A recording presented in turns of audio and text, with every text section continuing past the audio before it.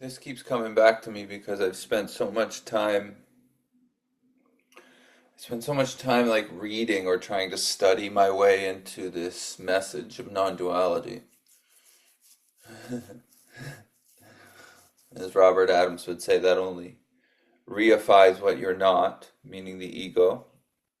But I don't even really use the word ego much, but that's his wording. Yeah, it just reifies what you're not, essentially, all of the studying. But what I notice more than anything is that all of that uh, collection of information really just comes down to like the same thing over and over again.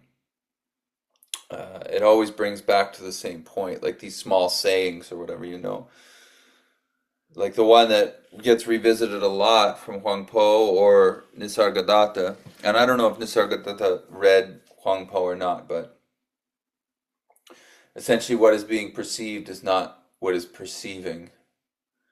It's almost like all of the readings and things come down to this.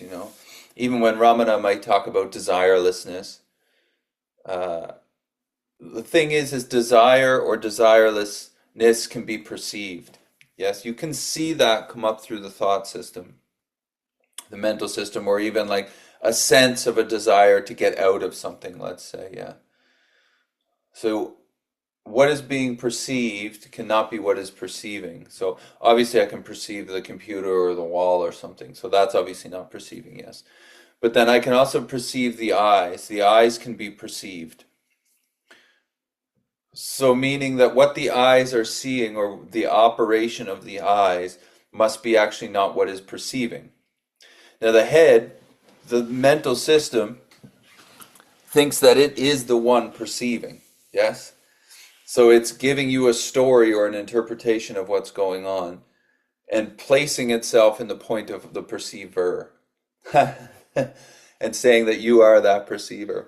So whatever the head says as its interpretation of perception is essentially the head is telling you that's true and that you're doing that. That is what is getting negated in this message. Because you can perceive that movement.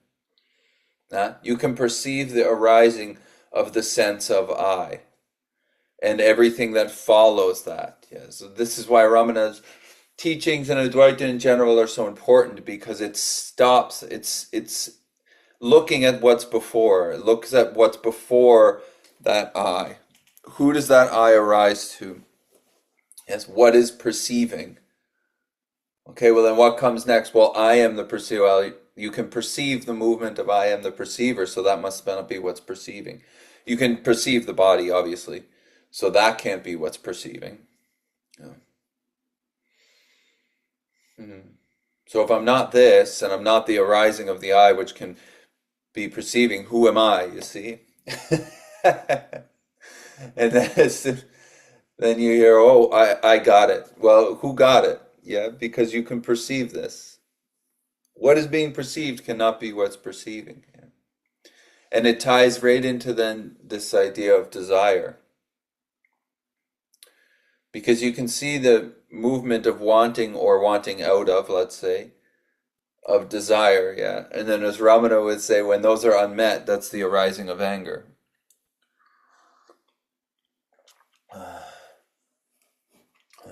So really, what's the root of the anger? It's the unmet desire. Because we feel when desire arises that it's arising to you, that you're the one who's desiring to get into a situation or out of a situation, let's say. And when that's unmet, then there's anger. But there's an arising of desire, and then we seemingly forget to whom does it arise, yeah? So what is being perceived, which is the arising of desire, is not what is perceiving. Now that gets fumbled up because when it arises, there's also a movement, which you can perceive, of the head claiming that and saying, I'm the one desiring. Yes? And then it's putting that desire on you. So when the desire is unmet, you seemingly get angry. The body gets angry, but you're taking that anger to be you. This is how we get played, essentially, by the head. Yeah, the head is playing us like an instrument in a way. So that that quote or saying or whatever, what is being perceived cannot be what is perceiving, essentially takes all of the reading and squishes it down into one statement. The same as like you are what you're looking for, yeah. You know. Or there's a part in the big book of AA, which is, I don't know if it talks about depression, but it essentially says I was getting done to. Yeah. And that's like, in this experience, this is very true. It's getting done to. Like the head is happening, everything that can be perceived is happening. Uh, it's just that there's no doer at the center of it. But one of the happenings is that the head is tying you to being the doer of what's arising. And while you can perceive it, if it's not inquired into, it keeps taking hold as the perceiving. You see? So rather than being what is perceived, it's painting itself as the perceiver. So the interpretation of life is now seemingly how life is lived, when it's just an interpretation which is perceived. But if it's not inquired into, it's like, what do they say? Like, it's essentially true until it's investigated, and then it's not true. Yeah, so once that movement is investigated, you see that the interpretation and the claiming of the interpretation of the head being your interpretation can be perceived. So what's perceiving this? Yeah. And it's probably best just to leave it there, because in a way, it's as far back as the head can go before, yeah, as they would say, grace will take over, or whatever's going to take you there. Well, you're already there where you want to be, but you understand.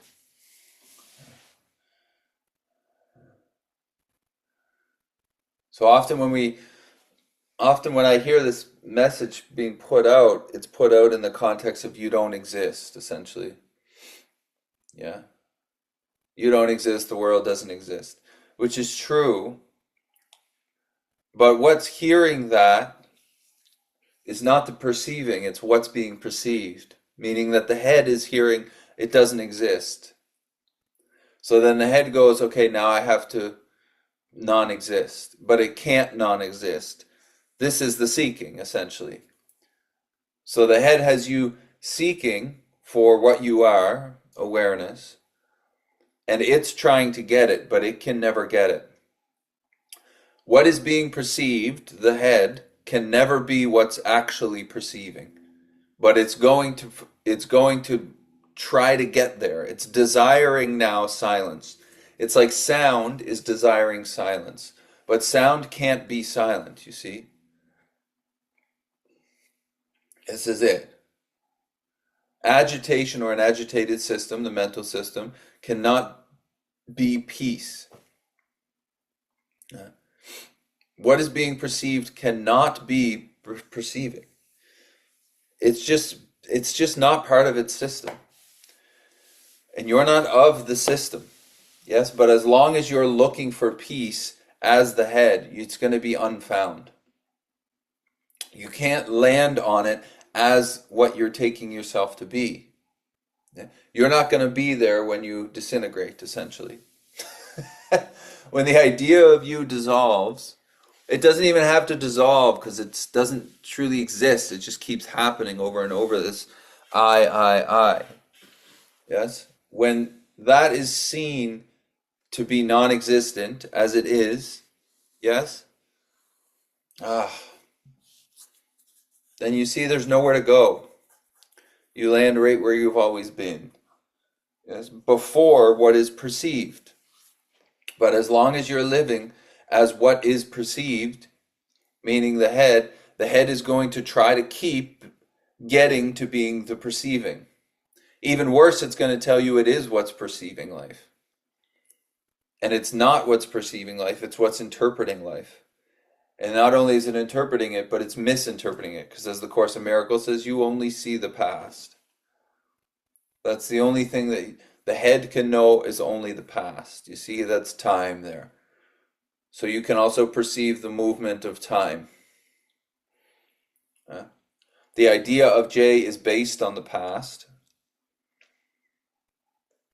And how this is going to turn out as a body, yes, projected into the future, is based essentially on the past. You can perceive all of this, so it's obviously not what's perceiving, yes? If it can be perceived, then it's not you. The same way I can perceive the computer or the wall or something. Yeah, right? Because there's still two there. Uh, so the all the studying and stuff is nice as reminders, but it really comes down to like a few little things. And that's a big one for me, is that the perceived cannot be what is perceiving. It puts an end to a lot of shit, especially that searching for being what you are as what you're not, yeah. The head can't turn around essentially and look back at what's perceiving it. It can't do it. It will continually try and it'll continually tell you that it wants you to, but it can't do it. And if you're taking yourself to be the perceived, yes, rather than what is perceiving what is perceived, then that will seemingly never end, that search. It will go on for 20, 30 years, yeah. And if you keep going to meditations and you're trying to stop that system, it might stop momentarily, but as soon as you get up off the cushion, that system's turning back on, and again, you're taking yourself to be that system. Now you're stuck again in the perceived, telling you that it is what's perceiving and it's not. Yes, and as they say, the snake is going to bite eventually. The head is going to turn on you. This is an amazing thing about the mental. It's not inherently looking out for me, you know?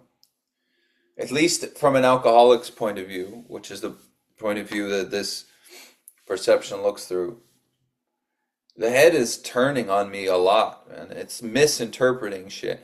And it's, this person's trying to screw you over, or this is bad for you. You should leave this relationship. You should get out of here and tell this person to fuck off. It's all this stuff that if I was to move in those directions, it would make life a lot harder, you know?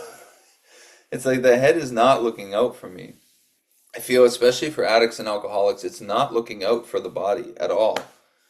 It's operating on past ideas, and it's seeing the world through the lens of fear, and it's misguiding the body life, you know? It's destroying the body, right to the point where it tell you to kill yourself a bunch of times. It just goes on and on. You see, all of that's perceived, so it can't be what's perceiving. So do we put faith in what's perceived or what is seeing that? Yeah. And then as soon as the head comes up, I'm seeing it. You can perceive it, you see? So it ain't you.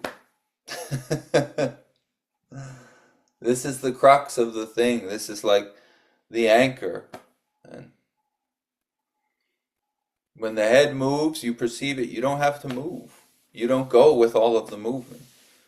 When the eyes see the world, you can perceive the eyes. When the ears hear sound, you can perceive it.